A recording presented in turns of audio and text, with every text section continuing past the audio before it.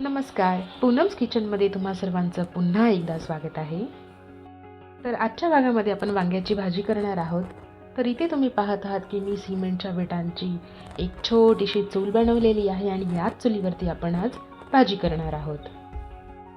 तर इथे तुम्ही पाहत आहात मी 5 ते 6 वांगी घेतलेली आहेत. 2 मध्यम आकाराचे मी कांदे घेतलेले आहेत आणि कढीपत्ता, कोथिंबीर, हिरवी मिरची आणि लसूण घेतलेला आहे. तर आता आपण इथे वांग्याचे देठ काढून घेतलेले आहे आणि आता वांगे जे आहेत आपण बारीक चिरून घ्यायचे आहेत.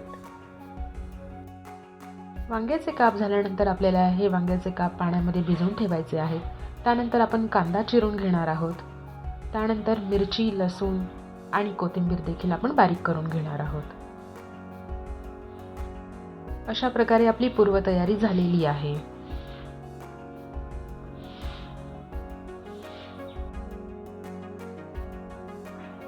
चला तर मग आता आपण इथे चूल पेटवून घेऊया.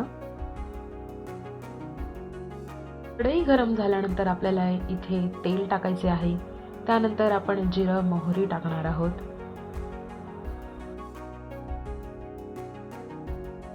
हिरवी मिरची, लसूण, कढीपत्त्याची छान फोडणी दिल्यानंतर आपण इथे कांदा परतून घ्यायचा आहे.